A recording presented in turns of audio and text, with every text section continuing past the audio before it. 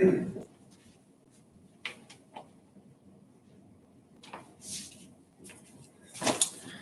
right, let's go ahead and get started. Good afternoon, everyone. I hope you had a good weekend and you're ready to dive into a full week of courses for the new semester. So today we have our first true lecture of the semester. I gave you a short one on the first day of class last Thursday. A kind of brief overview, some demographics, some basic ideas about the religion of Islam. And today we're going to begin our exploration of Islam with some historical background. Now this is a big lecture.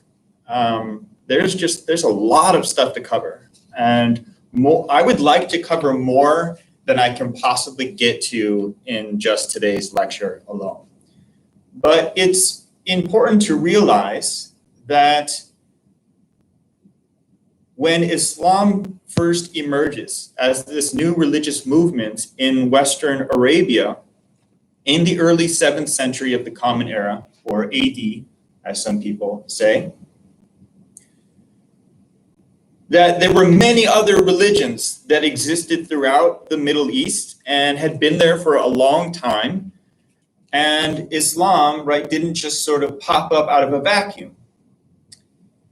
That just as Islam is offering some new things, it's also building upon existing religious ideas, existing religious practices.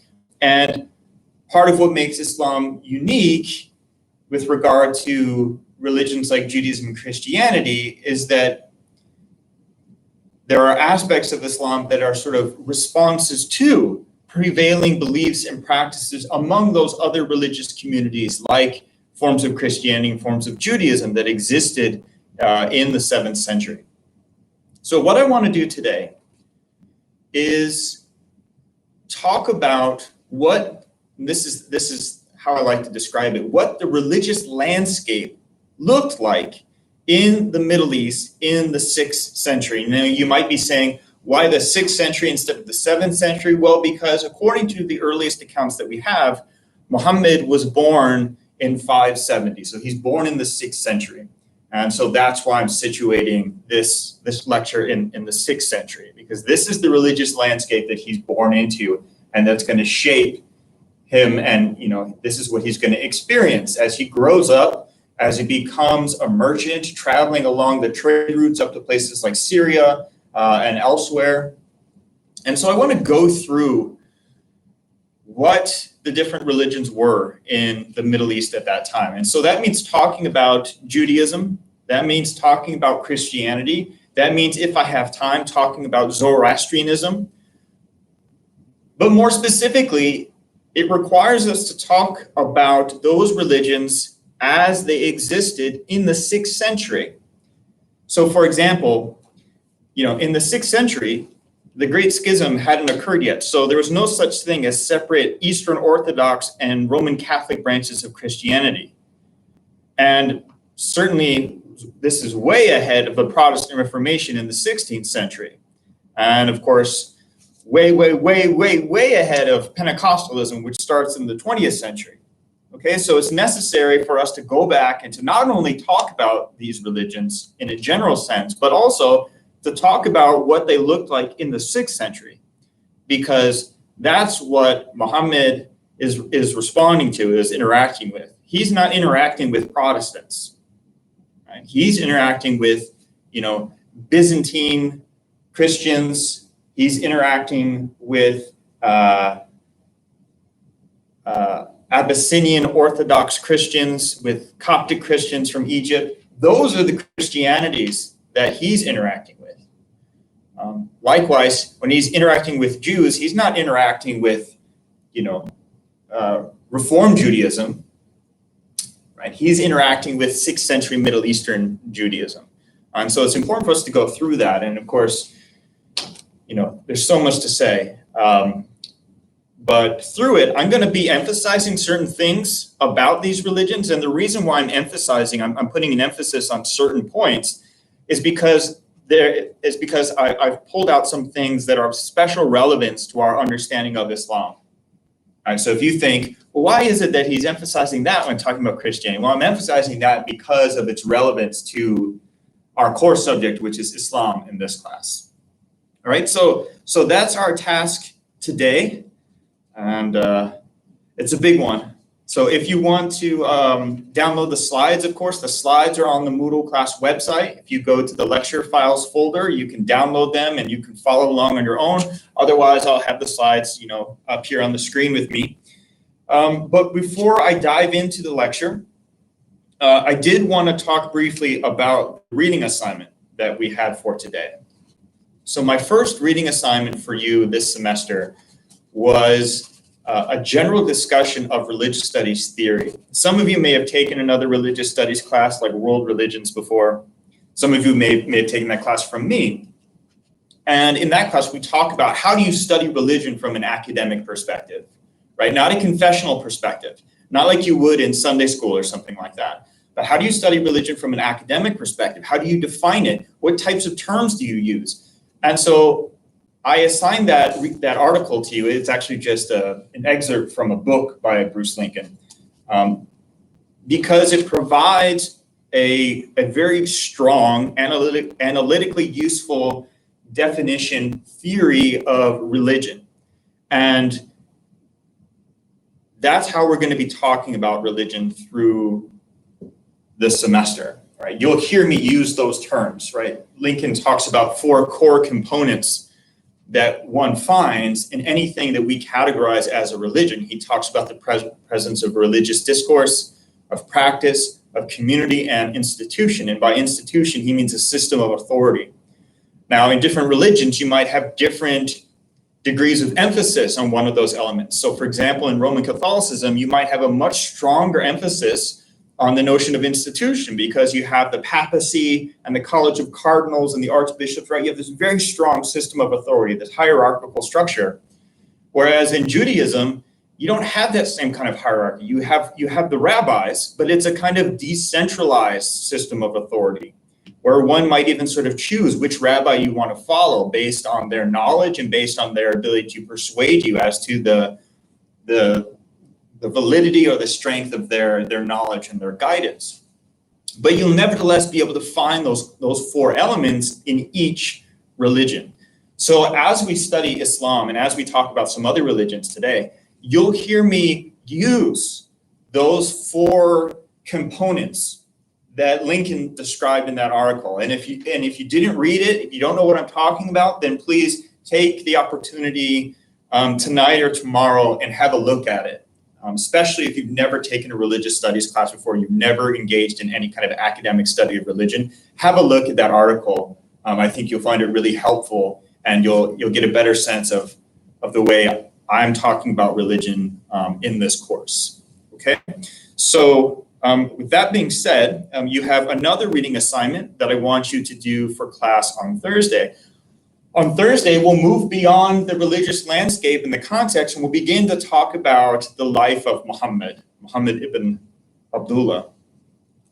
And the reading for that class is basically just a short summation of traditional accounts of the life of Muhammad. So you get a sort of quick glance at the story of his life, and then I'm going to spend 3 classes going over his life in some much more substantial detail.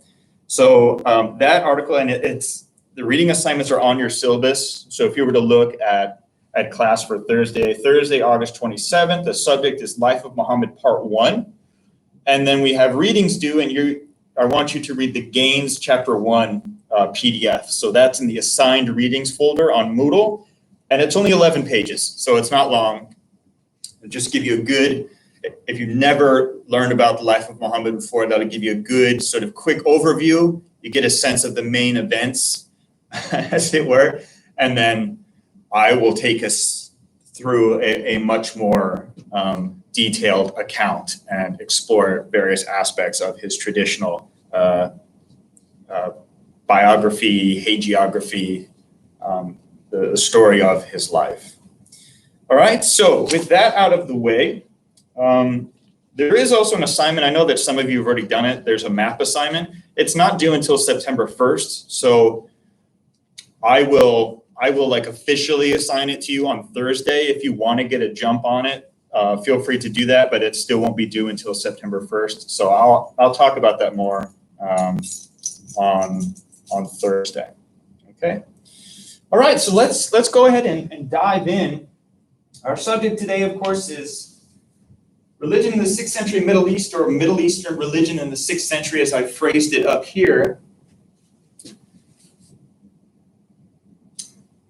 So when we talk about this region called the Middle East, sometimes called the Eastern Mediterranean, sometimes called the Near East, sometimes called Western Asia, there are 3 religions in particular that stand out, that are of special significance, special historical influence, but there are others as well. And so I'm going to focus in on these 3, and I may not even get to Zoroastrianism in today's lecture. It depends on how much I end up talking about the others. But there's others, and I mentioned a few others here, like Manichaeanism, Samaritanism. And, you know, the Middle East today is actually more religiously diverse than you might realize, right? When we think of the Middle East today, we tend to just think of Islam, right? Or you might also think of Judaism because of the state of Israel.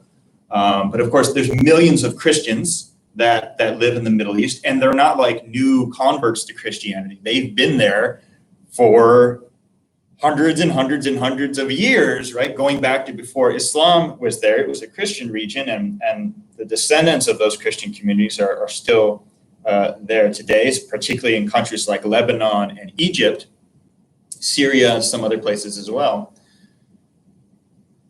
And there are groups that, you know, we typically aren't very familiar with. For example, I suspect that most people had never heard of the Yazidi until we heard these horrific stories of ISIS, you know, murdering them and raping Yazidi women and things like that, right? And the Yazidi are this ancient religious community. So there are all these interesting religious groups in the region. And that was true in ancient times, and that's still true to some degree today. But I want to focus in on Judaism and Christianity, and again, if I have time, Zoroastrianism as well.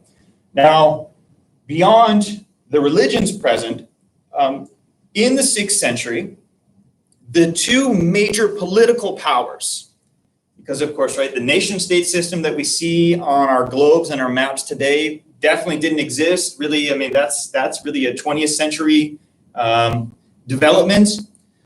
In some cases, it's ongoing, right? Like countries like Sudan fracturing into 2, Sudan and South Sudan. But at the time, the region was dominated by 2 empires. One was the Eastern Roman Empire, better known as the Byzantine Empire, which was a Christian empire. And then to the east of them was the Persian Sassanid or Sasanian Empire. And the Persian Empire's official religion was Zoroastrianism. If you've never heard of Zoroastrianism before, don't worry. I have some information in this lecture. Even if I don't get to it, you can still read the slides on your own. It's a very interesting religion. There's not a great deal of Zoroastrians still around today. Estimates range from as low as like 200,000 to as high as 5 or 6 million. There is some talk about people sort of converting to a modern form of Zoroastrianism in contemporary Iran today, but it's very hard to study and find evidence of because it's a Shia Muslim theocratic state, and it wouldn't be acceptable to do that, to change from Islam to Zoroastrianism.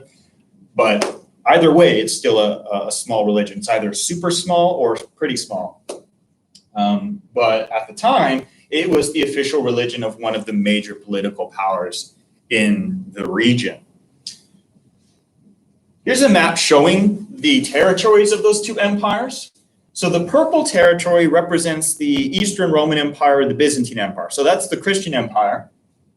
And the capital of this empire was Constantinople, which is here, better known as Istanbul. That's the Turkish name for the city today. And then to the east, the yellow here is the Persian, Sasanian, or Sassanid Empire. Now, the map also has these orange territories, and the orange territory is meant to indicate vassals. That is, territories that are not directly part of the Persian Empire, but they're under the influence, under the dictate. So they have, by and large, autonomous internal governance, but they have to pay tribute to the Persians, and they have to consult with the Persians when it comes to anything dealing with sort of international affairs and so forth. Now, when it came to vassal territories, that could fluctuate a lot. From one leader to the next, someone would be like, yes, I am obedient to the Persian Shah, to the Persian emperor. And then maybe his successor is like, no, I'm going to pledge my loyalty to the Byzantines, or I'm going to be independent and I'm going to fight them, right? So it was really fluctuating a lot. But this particular map shows a lot of the coastal territories of the Arabian Peninsula being vassals of the Persians. And you can see that there's only a couple pink territories. Those are the vassals of the Byzantines. This should be pink. This is the territory of an Arab tribe called the Ghassanids, and this should be pink. They were a Byzantine vassal. And then these Arabs over here were Persian vassals. Jerusalem is right here, by the way. So it's not a perfect map, but it gives you a sense, okay? And you can see how they're right up against each other. So these empires went to war with each other repeatedly. And in fact, when Islam is developing in the early 7th century, down here where this red dot is, this is Mecca. Notice that it's in a territory that's not part of either empire, not even in a vassal territory. It's kind of in the isolated boonies of the Hijaz, kind of on its own, which is significant, I think, for how Islam develops and the fact that it's able to develop as well. So these empires are fighting each other. And so when Islam in the 7th century is really developing and growing in Mecca and Medina and neighboring places like Taif and so on, these two empires are just at constant warfare and actually exhausting each other, right, in their resources and their manpower. And so after Muhammad dies, particularly under the leadership of Umar, the second rightly guided caliph, the Muslim Arabs expand up here, and they wallop these two superpowers who have been exhausted fighting each other and paid no attention to these new religious movements and the tribes in Arabia. It was like they were an afterthought. Well, suddenly this new religion and this new movement begins, and this new power in the region, and they sweep through and they take out the entire Persian Empire, and they cut the Byzantine Empire in half and go all the way over to Spain by the year 711. So that's the political context for the emergence of Islam. But let's talk more about that religious landscape I was referring to earlier. So the first religious community in this region that I want to talk about is Judaism. And more specifically, I refer to it here as Rabbinic Judaism. Now, when you think of Judaism today, that's Rabbinic Judaism. But historically, there were so many different strains of Jewish religiosity,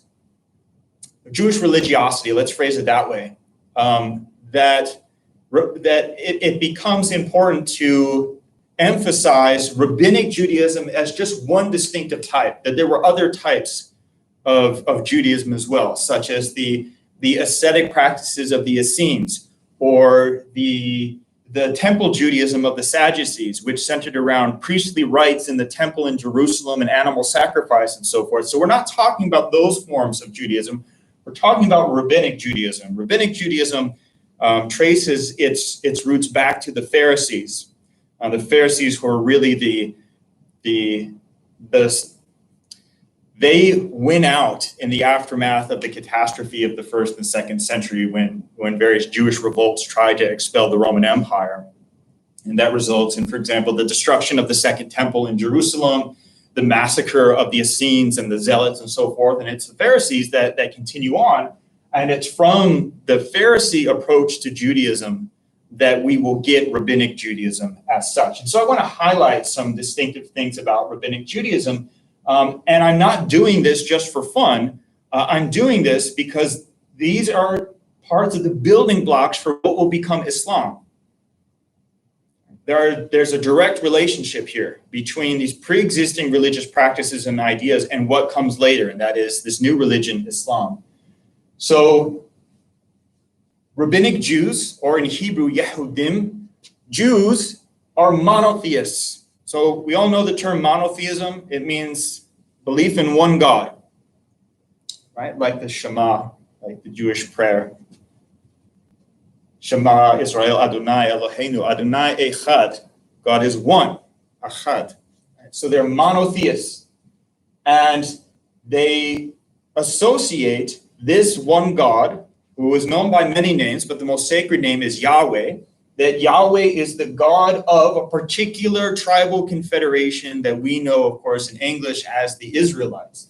So the Israelites are associated with this particular one God, Yahweh. Once we get to the 1st century, when the Romans ruled the region, the Romans ruled Jerusalem, the main sect that emerges is Rabbinic Judaism, right? But as I said before, that's not the only form.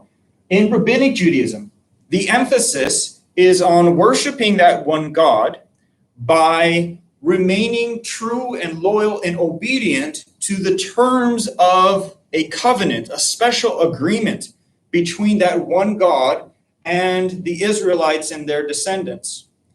And the terms of that agreement are laid out in a sacred text called the Torah. So the Torah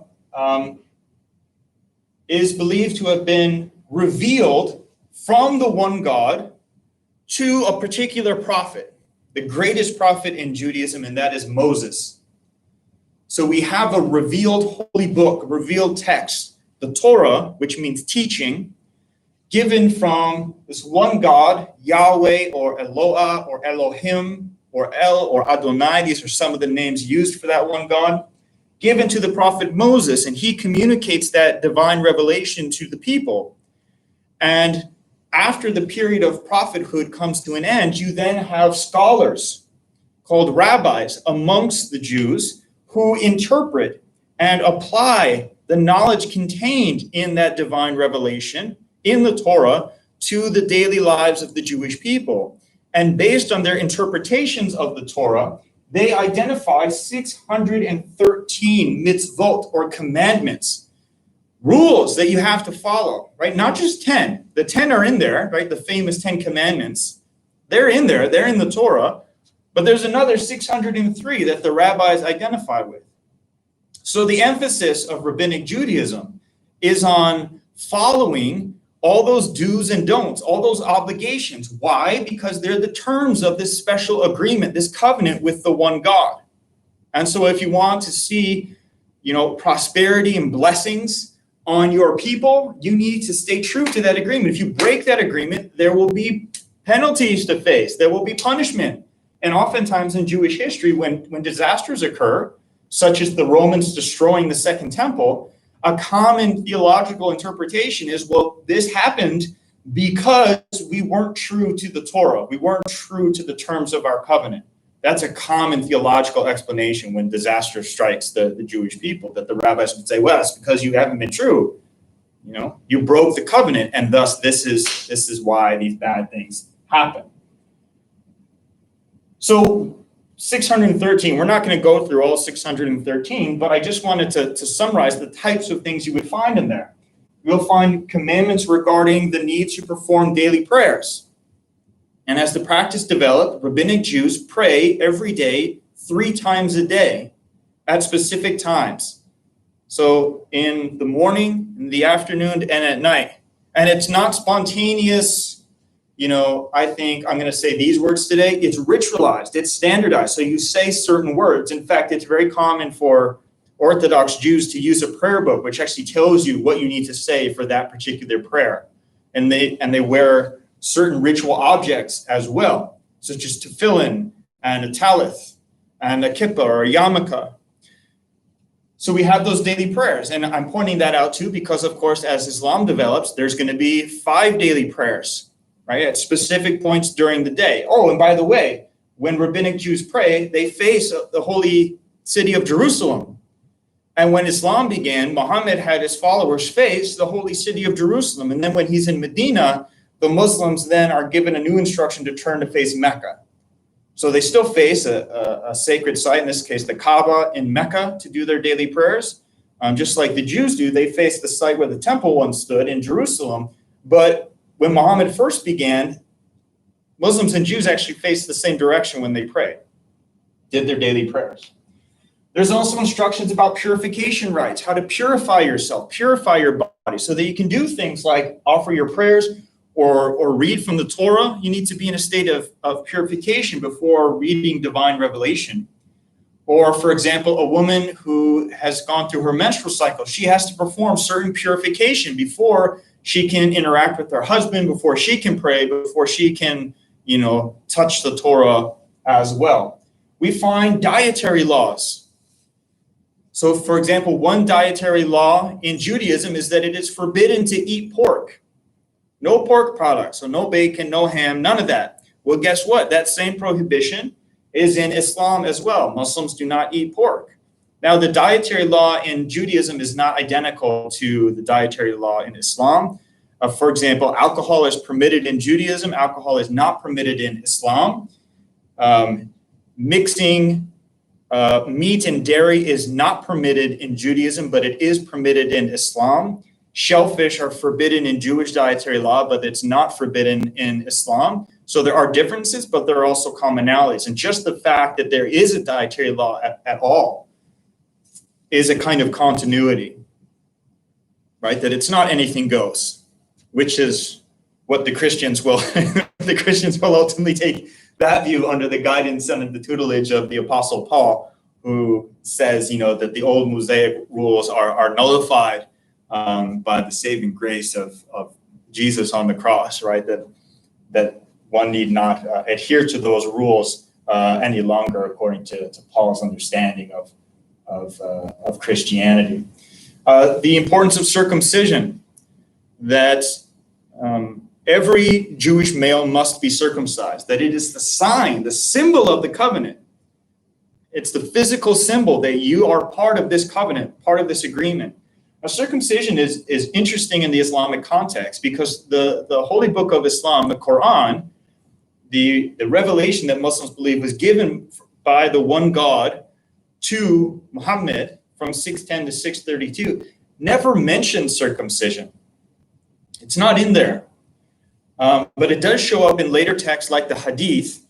And the importance on circumcision is quite strong in Islam, that every Muslim man needs to be circumcised. And that seems to be a holdover from Judaism as well. Whereas in Christianity, that's another thing, that it doesn't matter whether you're circumcised anymore.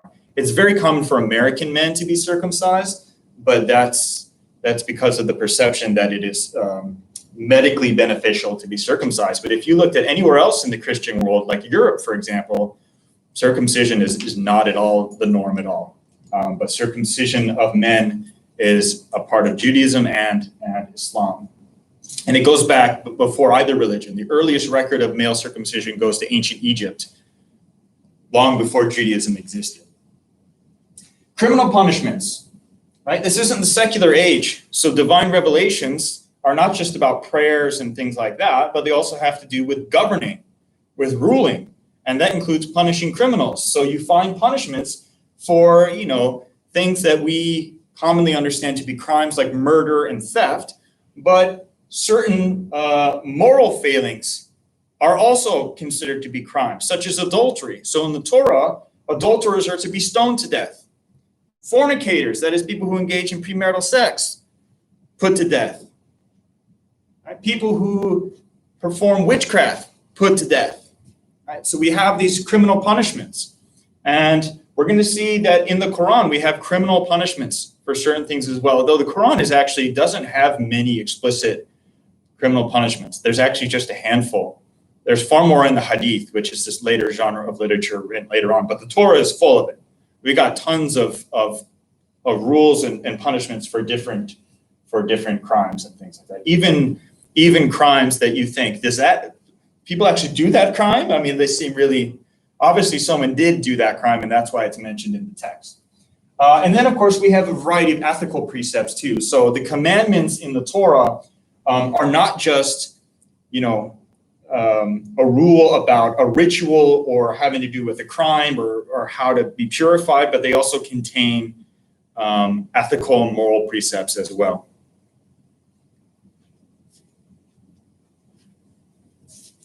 So the Torah has within it all these different commandments, but it also has a lot of narrative. It tells a story as well.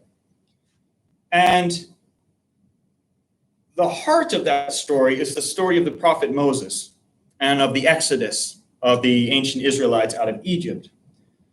But the first book of the Torah, which we know in English as the book of Genesis, also talks about the specific ancestors of the Israelites, of the Jewish people. And there are three ancient male ancestors, three patriarchs that are emphasized. And they are understood to be the foundation of the Jewish people, of the Israelites, right? So if you're not descended from all three of these figures, then you're not actually an Israelite.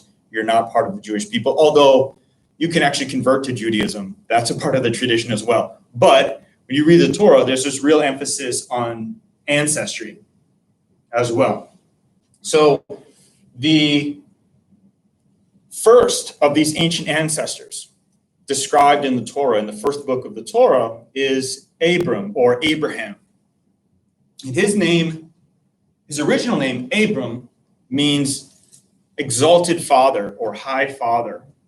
And then he is given the new name in the Torah, he's given the new name Abraham, which means father of multitudes or father of nations. So as you can guess, his significance is in his role of being a father of who he gives birth to. And that's a fitting name for a figure who is this great ancestor. So we're told that he's called Abram at this point in the story, but I'm just going to call him Abraham for the sake of convenience. That Abraham is originally from Mesopotamia, what we now call Iraq. He's supposed to be from the city of Ur, and some people disagree about where Ur was, but the most common view is that it was in southern Iraq. And he has this experience with this mysterious deity that he develops a kind of special friendship with and establishes a covenant with this deity. It's almost like you have this deity who doesn't have a people, and you have Abraham and a people without a God. So they find each other and they establish this relationship with each other, this agreement, this covenant. And as part of the terms of this covenant, this one God, who we will come to know as Yahweh, once he conveys that name to Moses, tells Abraham that if he obeys and fulfills the term of this covenant, that he will be rewarded with land and children, offspring, that he will be the father of great nations. So that's a really interesting element to the story, because notice that his reward isn't, Abraham, if you do all the right things, you're going to go to heaven. You're going to go to Jannah. You're going to go to the garden. That's not the reward. The reward is entirely worldly. It's that you're going to have kids, and they're going to have their own land.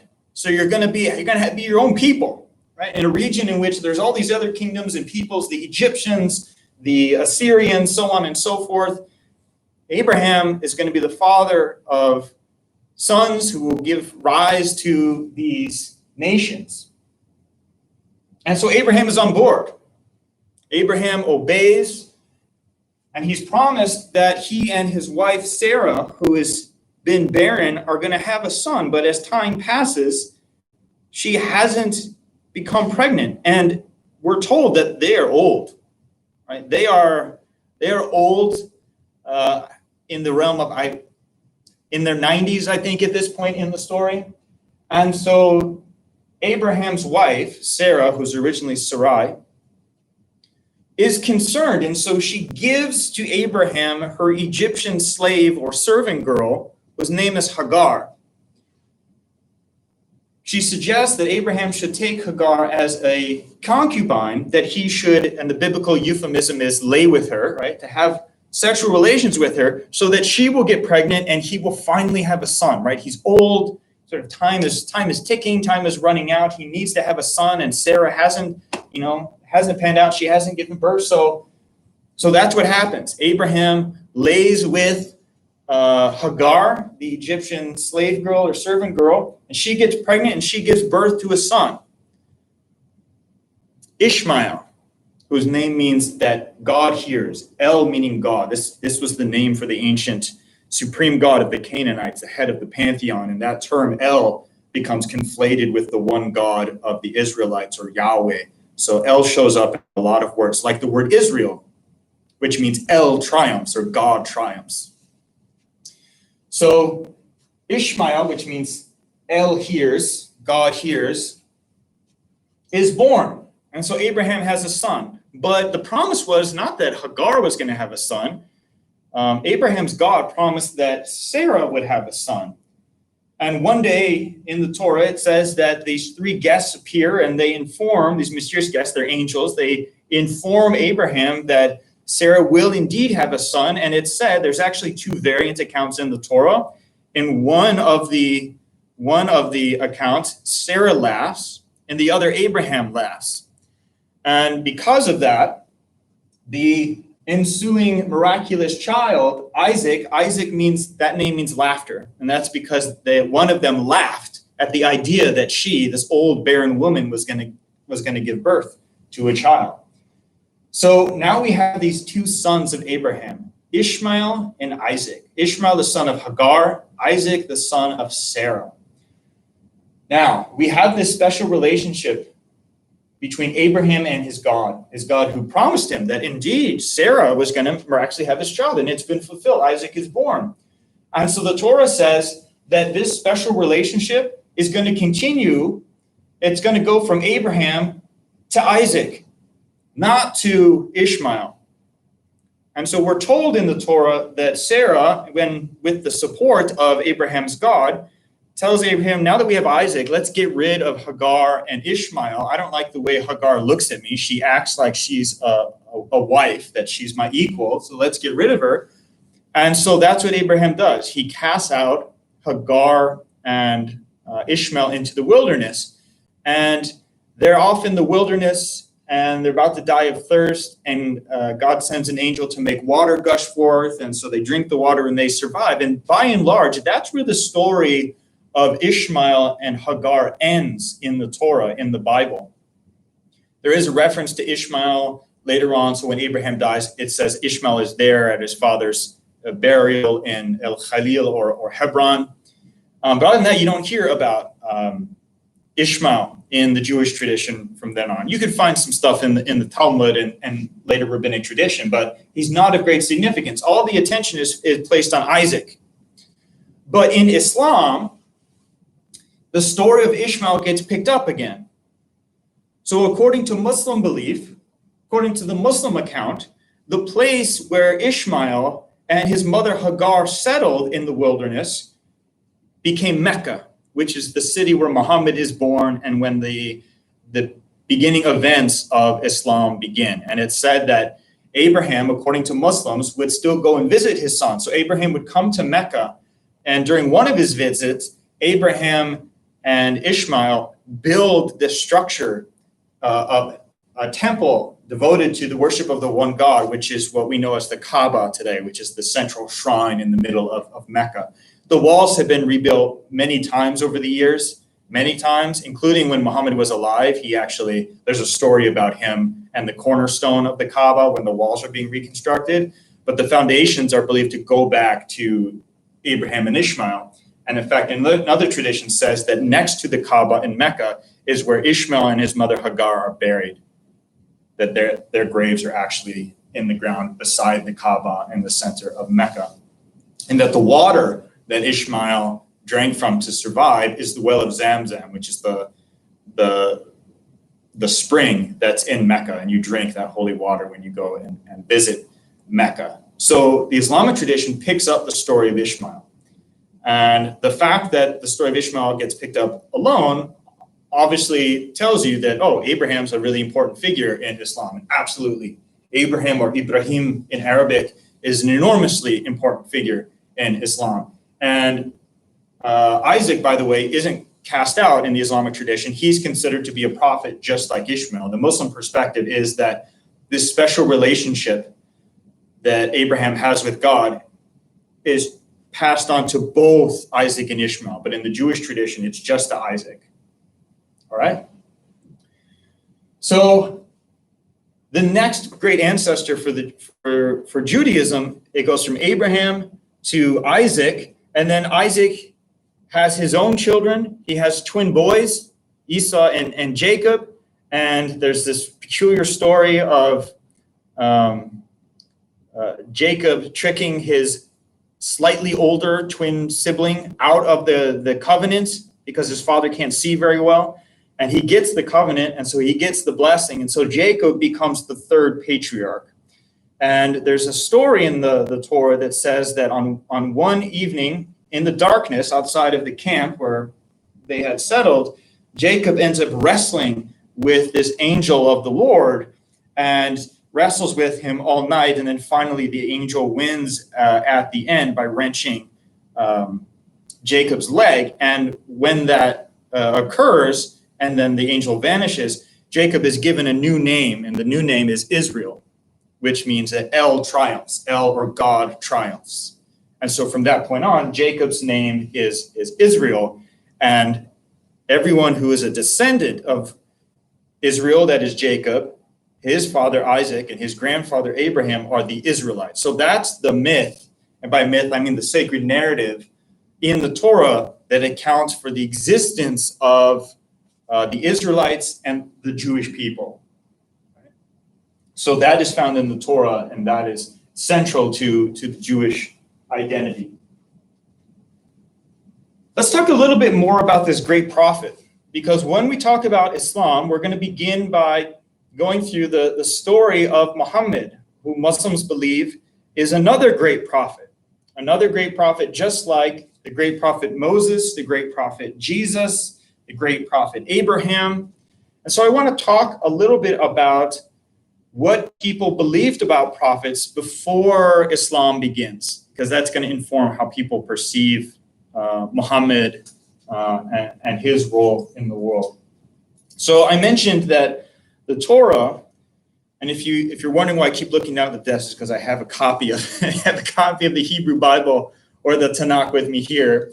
It consists of 3 sections. The first section is the Torah, right? You can see it there. So in the Torah, in the first book, we have the story of, for example, Adam and Eve, Noah and the flood, Abraham, Isaac, and Jacob. Then we get to the events of the Exodus, and the remaining 4 books, there are 5 books in the Torah, really focus on the story of Moses, the great prophet Moses. And so that's what I want to turn to now. So based on what we have in the Torah, it appears that the dates for when Moses is said to have been alive put him roughly in the 13th century BCE. So we're talking, 3,300 years ago is when this Moses would have been alive.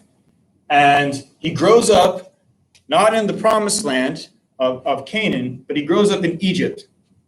And I'm giving you the super short version of his life, but it's to this Egyptian-born Israelite prophet that Yahweh communicates the terms of his covenant, communicates the Torah to him, reveals his will, and he does so at a mountain, at Mount Sinai, which is on the Sinai Peninsula.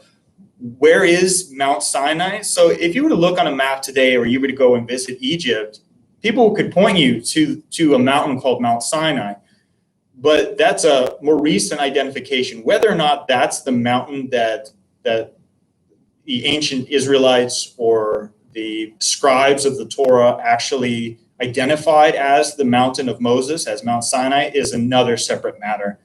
But we're told that he goes up a mountain to commune with the God of Abraham, Isaac, and Jacob, and that's where he receives the commandments. He gets the tablets of the law, the 10 commandments, but also the entirety of the Torah, which is subsequently committed to writing. And that's where we have these accounts of the ancestors of Abraham, Isaac, and Jacob. After this great prophet Moses, who is a human being, right? He's not divine. He's not the son of God. He can perform miracles, but they're God acting through him, So probably the most famous miracle of Moses is that when the Egyptian army is marching across the desert trying to capture the escaping Israelites, that Moses raises his staff and the sea splits and they're able to march across. And when the pursuing Egyptians come after them, the sea collapses on them and they all drown and die. That miracle, by the way, is also told in the Quran. So that's one of the miracles that the prophet Musa or Moses performs in the Quran, but it was written before in the Torah. So we know that prophets can perform these wonders by God's leave, and they perform different ones. So different prophets, So for example, while Moses dies an ordinary human death, another prophet, Elijah, ascends to heaven, described as on a chariot of fire, without actually dying, unless you interpret his ascension on that chariot of fire as being a metaphor for his death. But his body leaves here, so there's no body of Elijah. So there are different miracles associated with different prophets. And so when Muhammad is proclaiming his message as this prophet of the one God, the same God that had spoken to Moses and Jesus and Abraham and others, his detractors will say, well, then show us a miracle. And if you're a prophet, show us a miracle, do this, do that. And so we'll talk more about those challenges to Muhammad when we cover his life. As Judaism develops in the years after the time of Moses, the belief is that the line of prophets, and there are many prophets in Judaism. Moses is the biggest one, but there are many others. I mentioned Elijah, for example. There are many others. Eventually, that line of prophets comes to an end, and it comes to an end around the time of the Persian period. And that would be around 2,500 years ago or so. And so Jews do not acknowledge the existence of any more prophets. Instead, attention comes to focus on the scholars of the existing revealed holy books. And so we have the Torah in writing, the Torah revealed to the prophet Moses. And so instead of waiting for a new prophet to come, we turn to the scholars of the Torah, and those are the rabbis. So that's what we call it rabbinic Judaism, because this form of Judaism emphasizes listening to and learning from these, what was historically just men, but in contemporary Judaism, there are female rabbis now. That's one of the changes of the modern era. But you have traditionally male scholars who have just studied the Torah their entire life and written commentaries, and then studied the commentaries written by rabbis. That's what the Talmud is. It's the oral traditions and commentaries about the written Torah. And then based on their interpretations, they explain a whole comprehensive code for living, what we could call Jewish law, but law is not a great term here because it's more than that. It's a comprehensive code for life, and it's called halakha. And when Islam develops, we will see an Islamic equivalent. It's called Sharia. So there's halakha, which is interpreting a comprehensive code for life, covering every aspect of life based on the Torah and the Talmud by the rabbis. And then when Islam develops, you have a comprehensive code for life, Sharia, based on interpretation of the Quran and the Hadith by another class of scholars. They're known in Arabic as the ulama. Ulama. So the ulama are basically like Muslim rabbis. But instead of studying Torah and Talmud, they're studying Quran and Hadith. And instead of creating halakha, they're creating Sharia, which is an interpretation attempting to answer every question and address all aspects of life. How do you live your life properly in accordance with God's will? And we'll do a whole lecture on Sharia later on in the semester. But for now, let's continue to talk about rabbinic Judaism. So once you get to the Christian era, although Christianity at this point is still in its formative, very earliest stage to small persecuted religion, the Jews find themselves ruled by a succession of foreign powers. Obviously, they had a lot of encounters with the Egyptians, but then you have the Assyrians, and you have the Babylonians, and then you have the Persians, and the Persians are followed by the Greeks, and the Greeks are followed by the Romans. And eventually, the Romans or Byzantines are going to be followed by the Arab Muslims who conquered the Byzantine Empire. But in the 1st and 2nd century, there are these various Jewish movements to... I activated Siri by accident. It was, it was writing down everything I was saying on my iPhone. You have these Jewish nationalist movements who are trying to expel these foreign rulers. And so you have these failed revolts. There's a major revolt that begins in the year 66, and it goes on until the year 70 when the Romans definitively crush it. That's where they destroy the Second Temple in Jerusalem, by the way. In the 2nd century, there's another major revolt, Simon Bar Kokhba's revolt against the Romans. These revolts fail, and as a result, the Romans, who are vicious with anyone who rises up against them, impose these very harsh penalties against them. And this results in Jews migrating, scattering to other parts of the world, principally around the Mediterranean region. So going up into places like what is now Turkey, Greek Anatolia, but into Egypt, across North Africa, into places like Tunisia and Algeria, and over to Morocco, and to Spain as well, right? All around the edges of the Mediterranean, in some cases, further up into Central Europe, and even up into Britain as well in time. So we refer to that period of Jewish history as the time of the diaspora. The diaspora meaning the dispersal, the casting out. Well, for our interests, we're interested in Jews who may have migrated during this period, dispersed to Arabia. Because when you get to around the year 400, something curious happens. In what is now Yemen, a Jewish kingdom is established in what is now Yemen. And there's debate among scholars as to whether or not these are Arab converts to Judaism. They are, Jewish refugees, Jewish residents from the diaspora, or some mixture of both. It's not entirely clear. But this Jewish kingdom in Yemen, that's south of Mecca, survives for about 125 years, survives until 525. So that's in the 6th century now. This is 45 years before the birth of Muhammad in Mecca. So what happens in 525? Well, just across from Yemen is what is now Ethiopia, but ancient Abyssinia.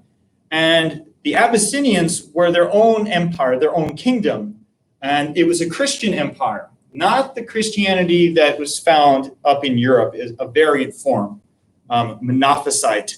We'll talk more about Monophysite Christianity in a moment. But they conquered that kingdom. They conquered Yemen. So then you have this East African Monophysite Christian empire and kingdom extending into Yemen, and perhaps further dispersal of those who continue to practice Judaism. All the while, right? What's to the north? Well, Mecca's to the north. The place where Muhammad is born is to the north. So I told you the story about the belief in Islam that Ishmael and Abraham built the Kaaba, that Ishmael settled in he's basically the founder of Mecca in ancient times. So in Islam, Ishmael is considered to be the ancestor of the Arabs. He's the patriarch of the Arabs, the son of Abraham. He's the patriarch of the Arabs. So that belief clearly exists in Islam, but that doesn't seem to have been a belief that began with Muhammad and Islam. There's evidence for that association between Ishmael and the Arabs even earlier. At what point did that become crystallized into a widely held belief? That's something that's a little bit unclear, but definitely by the time we have a Jewish kingdom in Arabia, that an association between Ishmael and the Arabs is present, right? Because there we have a direct interaction between the Arabs and Judaism. In fact, even Arabs converting to Judaism. And so that association between the Arabs and Abraham and Ishmael is there. And that's of importance because in Islam, that's a big thing.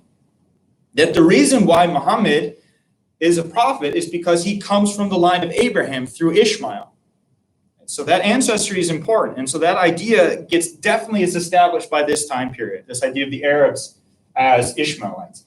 And in fact, some of the earliest records that we have of Islam from the 7th century come to us from the Byzantines, because they write about how suddenly the Arabs are riding out of Arabia and they're conquering, the Holy Land in the 7th century. And the Byzantine accounts talk about them as claiming that land based on the fact that they are the descendants of Abraham, that this is the promised land to Abraham, the father of nations. So we have these Byzantine accounts that suggest that the early Muslims really identified with the idea that Abraham's descendants were promised this land.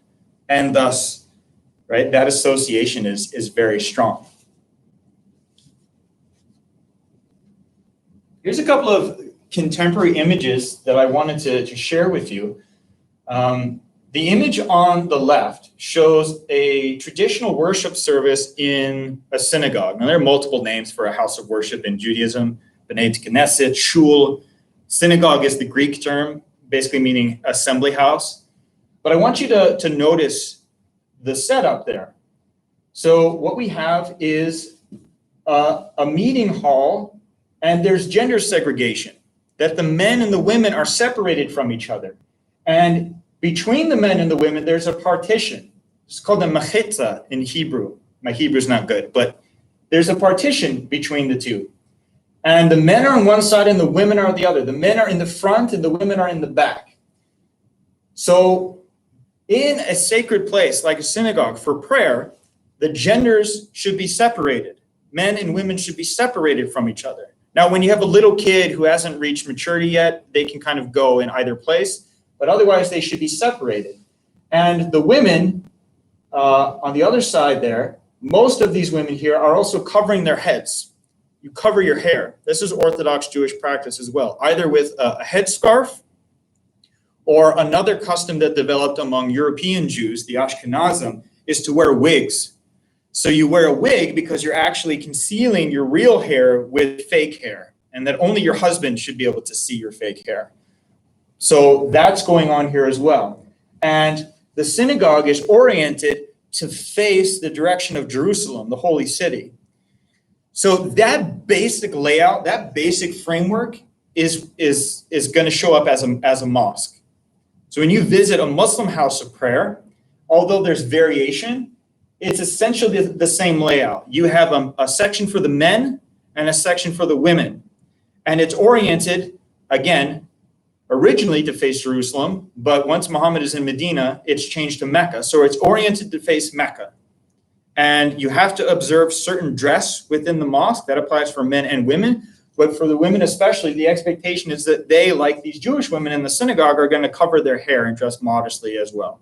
So we'll talk more about mosque layouts, but that kind of layout of sacred space for a place of worship, that didn't start with Islam. That was existing practice. You find that in synagogues, and you would find some of these elements also in Orthodox churches, in places like Abyssinia, and still among Orthodox churches in places like Greece, for example. So women, for example, cover their heads when going into an Orthodox church. So these kinds of things didn't start with Islam.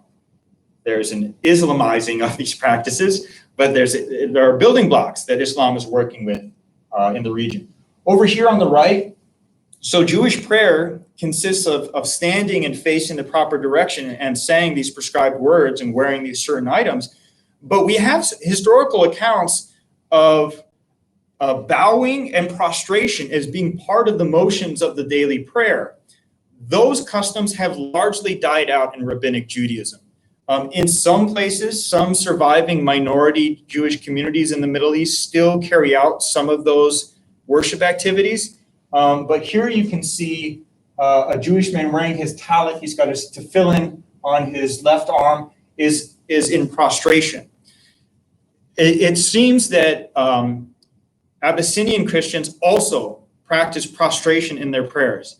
And so there too, the Muslim custom of bowing and prostrating during daily prayers has building blocks in Judaism and Christianity. It's a continuity rather than a completely new thing, right? That there are some existing practices that are being built upon.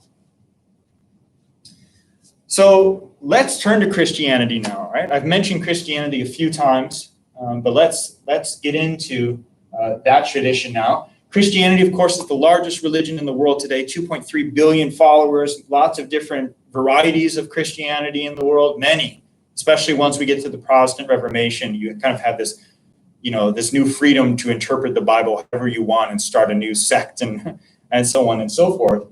But for our lecture today, we want a sense of what Christianity looked like back in the 6th century. And so that's 1400 years ago, and Christianity looked quite a bit different, as you can imagine. Well, I mean, everything looked quite a bit different 1400 years ago, but it's important to keep this in mind as we look at Christianity, right? There are a lot of developments that are so central to Christianity haven't occurred yet, like the Great Schism of the 11th century, like the Protestant Reformation, and so on and so forth. So what is Christianity all about? Well, it begins as an apocalyptic Jewish sect. Its roots, too, are within Judaism. And in the 1st century, when the Romans were ruling over the Jews in Roman Palestine in the 1st century, there was a movement that gathered around an apocalyptic preacher from the town of Nazareth in the Galilee, whose name was Yeshua. And that name Yeshua in Greek becomes Isus, and it's from the Greek Isus that we get the English name Jesus. So his name was Yeshua, not Jesus, but that's what we call him. So this Jesus from Nazareth was recognized by certain members of the Jewish community in this tumultuous time in which the oppressive Romans were ruling the region as this long-awaited Messiah. Now, all of you have heard the word Messiah, and you probably have all kinds of assumptions about what the term Messiah means, but let me do a little etymology and break it down for you so I can clarify what exactly it means, because there's a lot of misunderstandings about it. The English word Messiah is derived from a Hebrew word, Mashiach. And Mashiach literally means anointed one. And that's not some kind of like lofty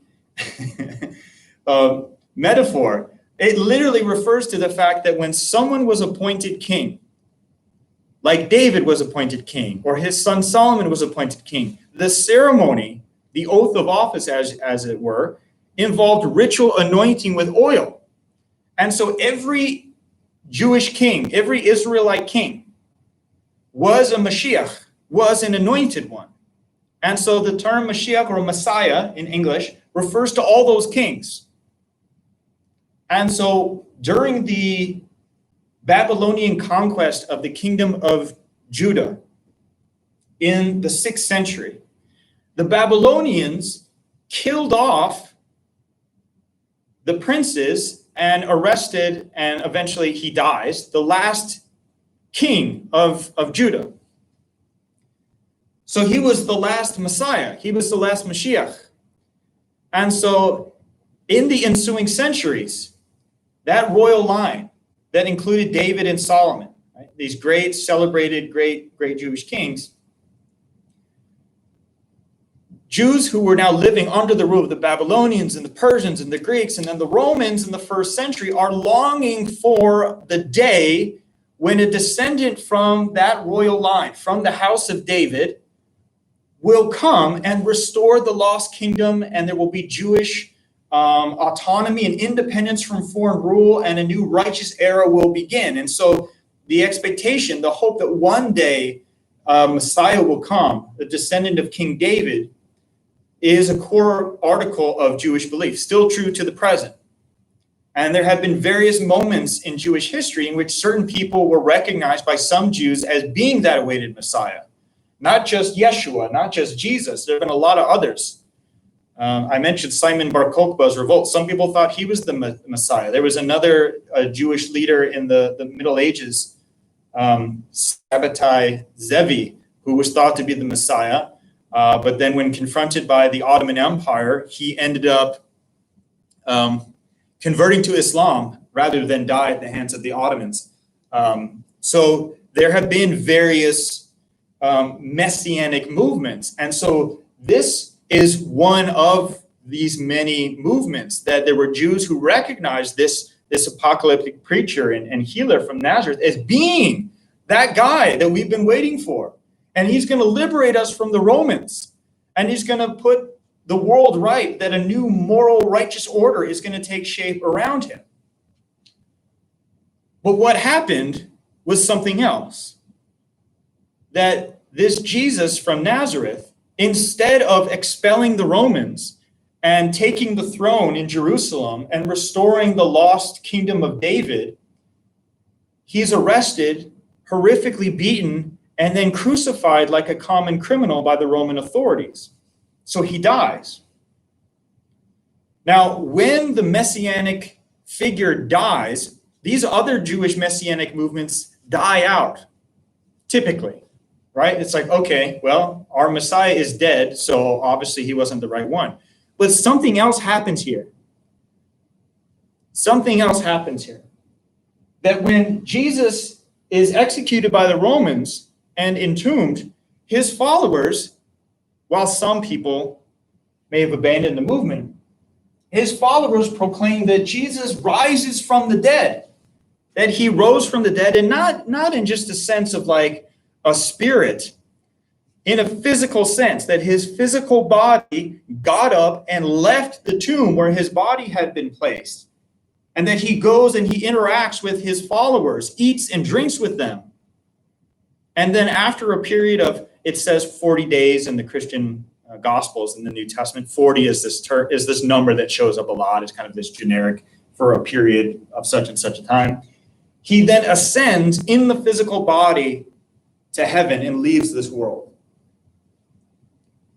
So this is something else, right? This Messiah, this figure that this group is following, their Messiah rises from the dead and then ascends in the body to heaven.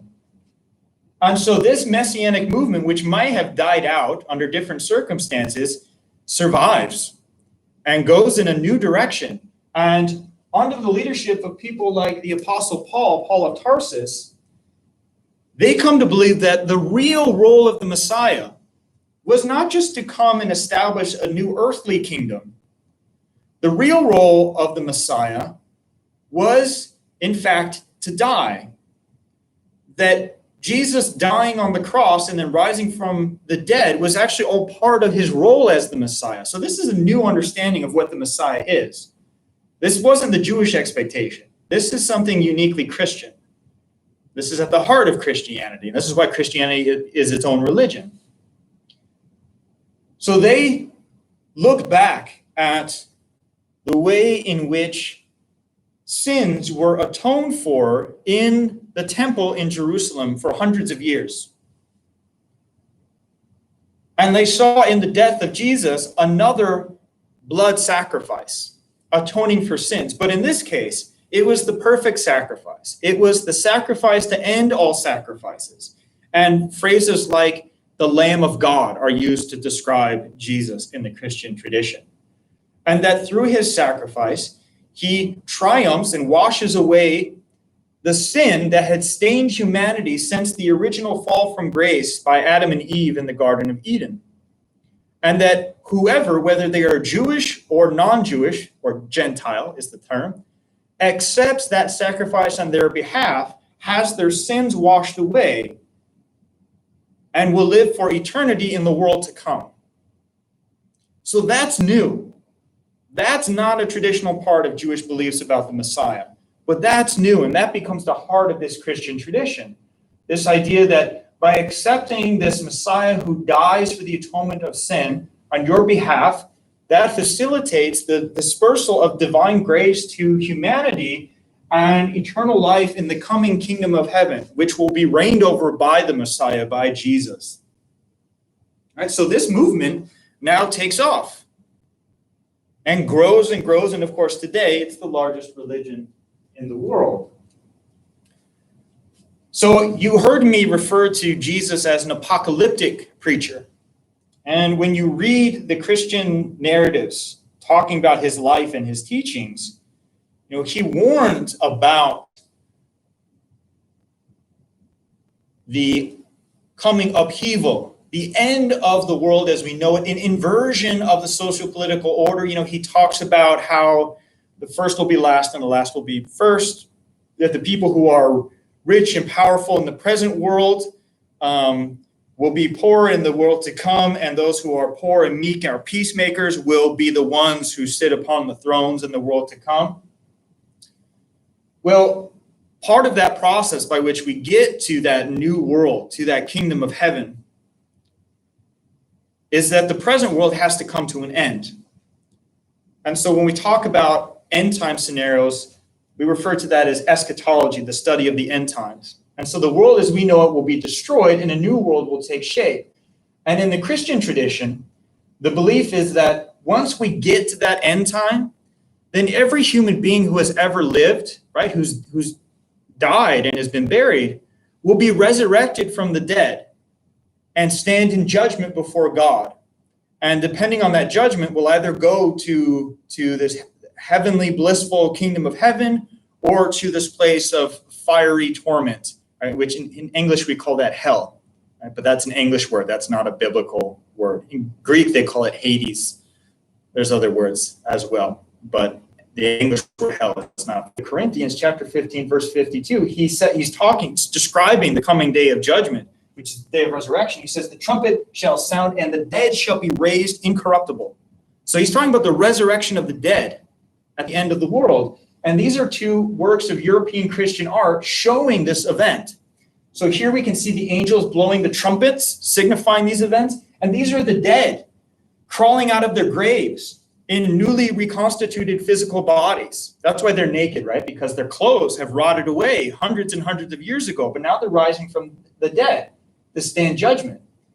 And so the reason why I'm pointing this out to you is because when we read the Quran, when we learn about Muhammad's teaching, this idea that at the end of time, there will be a resurrection where every human being who has ever lived is physically reconstituted in the body once again to stand before God and to be judged is something that is at a core Muslim belief, and that you'll find when we read the Quran's going to refer to it again and again and again. And Muhammad's people had a real tough time. The Quraysh tribe that he was born into had a real tough time believing it. They thought it was ridiculous. They thought, wait, when we die and our bodies turn to dust, are you saying that we're going to be flesh and bone again and crawl out of the graves? That's ridiculous. But Muhammad was relaying an already established core belief that was part of the Christian tradition.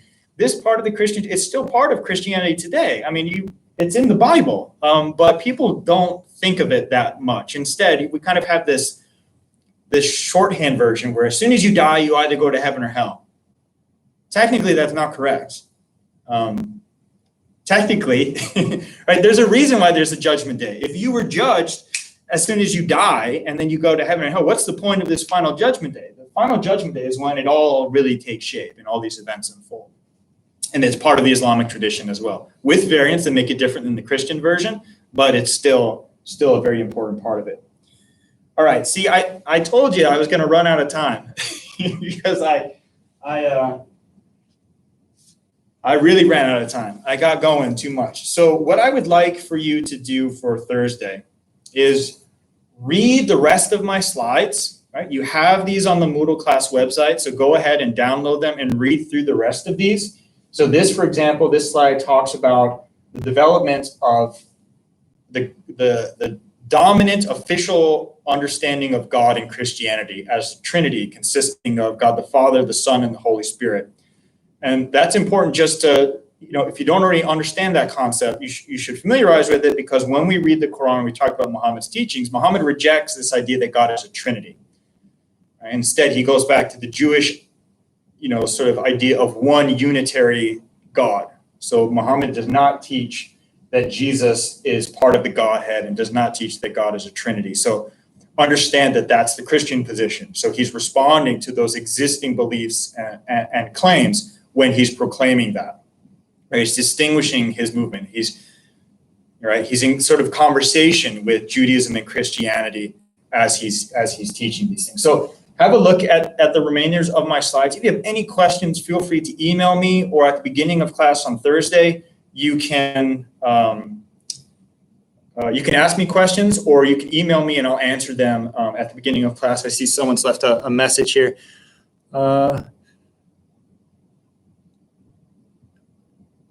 So the question is about the judgment of the dead. So the final judgment won't occur until the end of time, the final dispensation, where everyone will be assigned to either go to heaven or hell. So what happens in between then? So in the context of Christianity, there are some different positions. Some thinkers believe that there was a kind of intermediate stage, that when you die, if you were a righteous person, you live in a kind of righteous temporary state until your spirit is then rejoined with the body at the resurrection, where your final destination will be laid out. There were some Christian thinkers, though, who advocated this view of soul sleep, that your soul can't exist independent of the body. And so basically your soul is like in a state of sleep until the day of resurrection, when the soul will wake up along with the resurrected body and then be judged. In the Islamic tradition, the view is that there's a stage called the barzakh, which is like a dreamlike state, where after you die, until the day of judgment, the day of resurrection, you will live in a kind of temporary state, a temporary heavenly state, or a temporary bad state, depending on what you were like in your life. And then on the day of resurrection, your spirit or soul is rejoined with the resurrected body, and then you're held to account. So for many thinkers, definitely in the Islamic tradition, but also most thinkers in the Christian tradition, talk about a kind of minor resurrection, or a temporary stage between the moment of death and the day of resurrection. But the final judgment doesn't occur. Your final destination for all eternity doesn't actually occur until the day of judgment, the day of resurrection. All right? Hope that clarified it. So we're going to talk about the life of Muhammad on Thursday. Again, look through these slides. I can answer questions about this stuff, but otherwise, I want you to read those excerpts from the book about the life of Muhammad, a sort of short summation, and then we'll begin our three-part lecture on the life of Muhammad. All right. Thanks very much. Sorry for talking too much, and I will see you on Thursday.